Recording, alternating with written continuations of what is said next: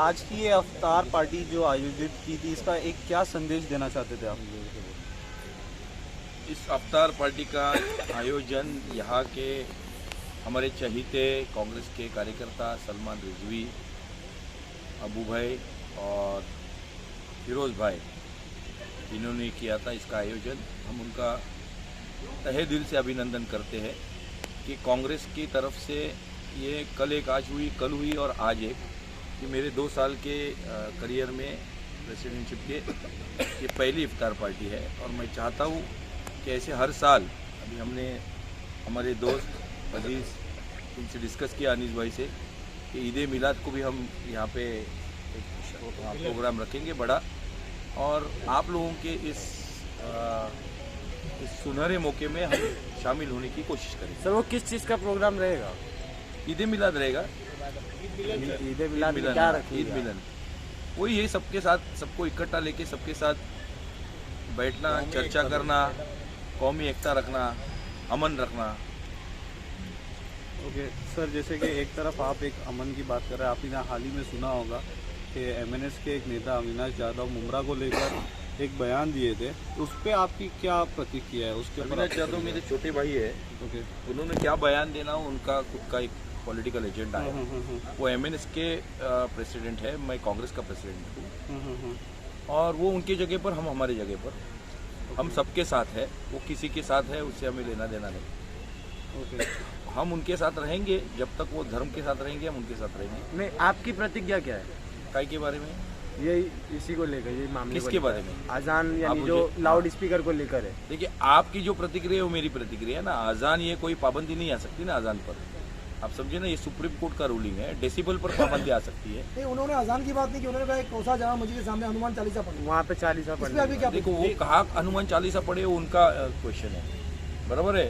उन्होंने हनुमान चालीसा कहाँ पढ़नी चाहिए, अभी आप बोलोगे तो ये हनुमान चालीसा मेरे जेब में रहती है, देखिए, हाँ, मैं भी रख के ये चलता हूँ। अभी उसने कहाँ पढ़ना है, उन्होंने लॉ एंड ऑर्डर का सिचुएशन आएगा, अगर लॉ ने उन्हें अलाउ किया तो पढ़ सकते हैं, लॉ उनको अलाउ नहीं करेगा। ऐसे मैं जब तक वकील हूँ, मुझे लगता है उन्हें लॉ अलाउ नहीं करेंगे, क्योंकि उनका इंटेंशन देखा जाता है, इंटेंशन देखा जाता है। और कम्युनल ये जो रहता है ना, वो अगर कोई तकलीफ हो रही है, जानबूझ के कोई कर रहा है कम्युनल, तो अलाउ नहीं करेंगे, और पुलिस अलाउ नहीं करेगी।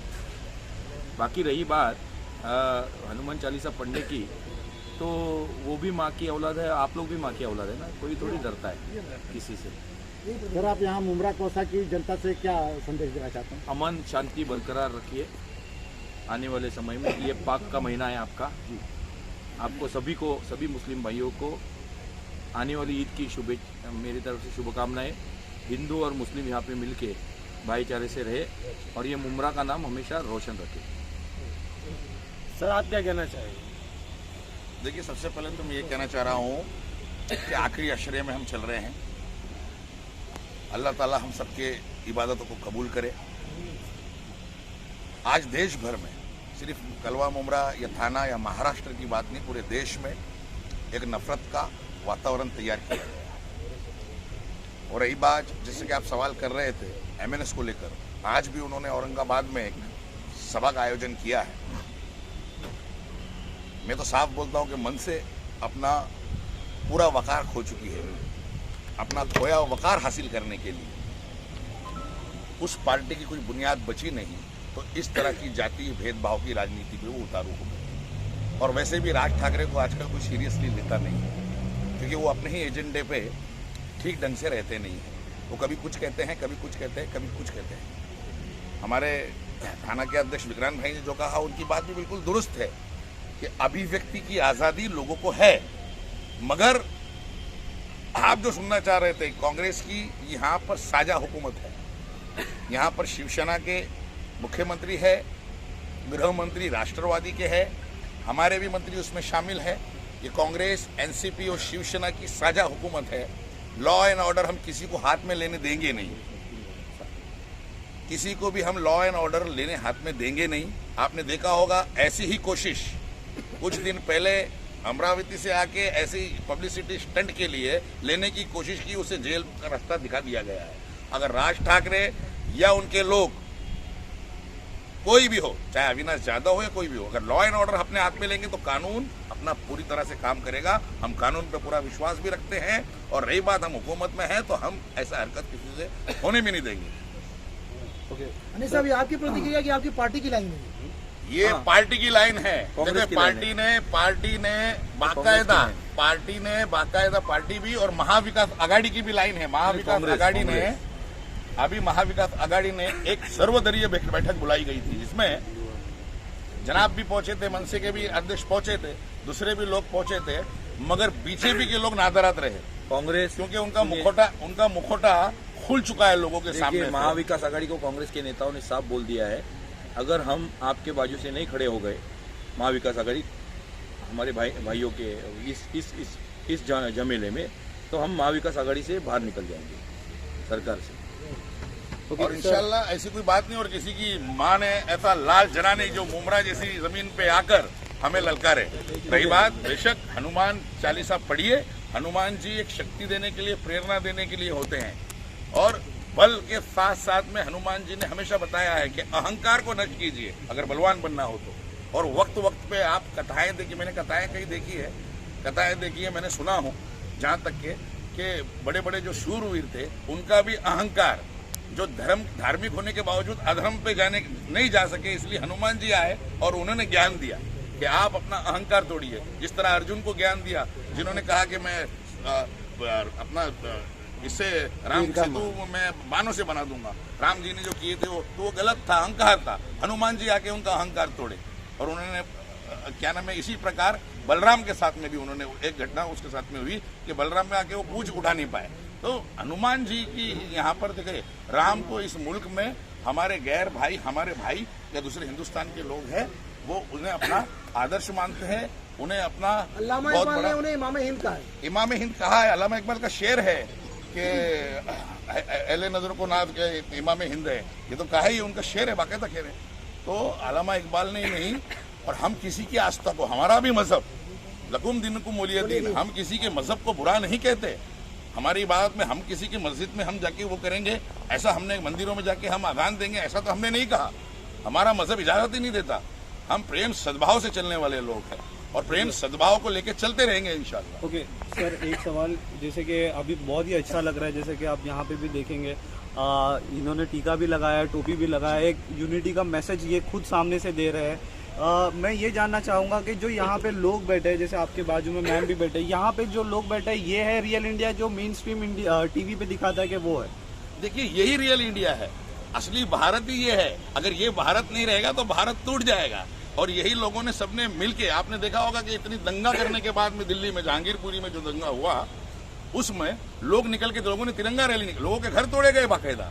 एक नफरत का, मैंने कहा ना कि नफरत का माहौल तैयार किया जा रहा है। मैंने बहुत पहले एक बात कही थी कि नफरत का अब चलन तो यहाँ बेहिसाब है, चारों तरफ ही देश में हालत खराब है, और हिंदुत्व का दिलों में जो जज्बा उबल रहा, ये सब सियासतों का फकत एक उबाब है। ये सब सियासत है जो हिंदुत्व। आज हमारे साथ बीच में संदीप जी बैठे हैं, ये मीडिया पैनलिस्ट है, महाराष्ट्र के, ब्राह्मण है, ये ब्राह्मण है, और हमारे बीच बैठे हैं, और कांग्रेस के मीडिया पैनलिस्ट है, वैशाली भोसले बैठी है, महिला अध्यक्ष है, और हमारे बीच में ऐसे नाना कदम बैठे हैं, दूसरे तमाम लोग बैठे हैं, बुद्ध समाज के हिंदी से जो बैठे हैं अच्छे, हमारे क्या नाम है, इमरान भाई बैठे हैं, और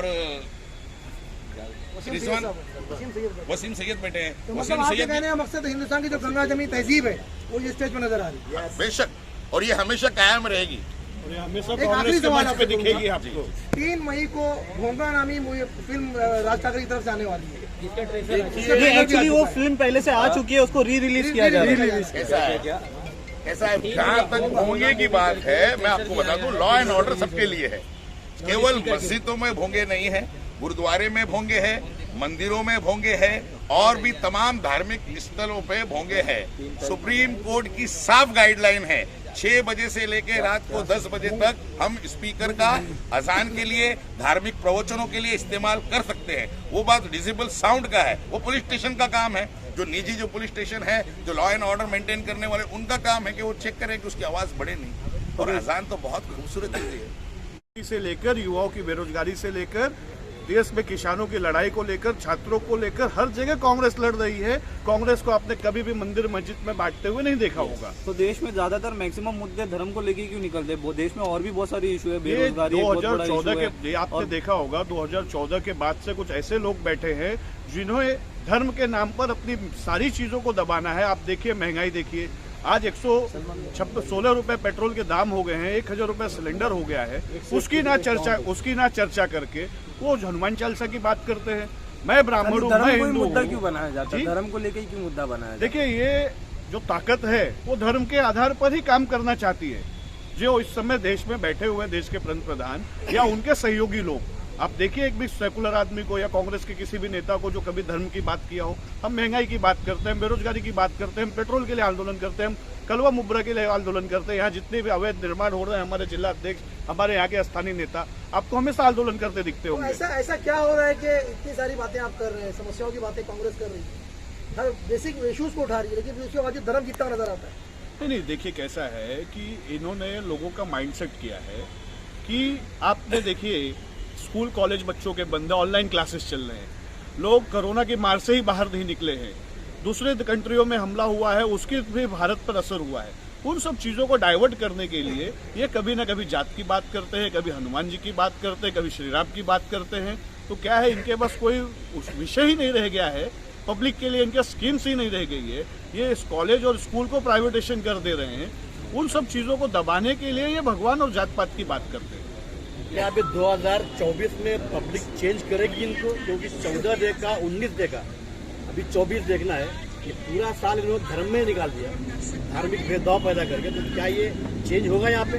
जी 100% होगा। महाराष्ट्र से ही इसकी अलग चलेगी। का भाषण है। आदरणीय श्री नाना पटोले जी के नेतृत्व में ही महाराष्ट्र से ही बदलाव की शुरुआत होगी और आने वाले समय में धीरे धीरे हर जगह देश में बदलाव होगा। हमारे चैनल को सब्सक्राइब करें, बेल आइकन जरूर प्रेस करें हमारी न्यू वीडियो सबसे पहले देखने के लिए।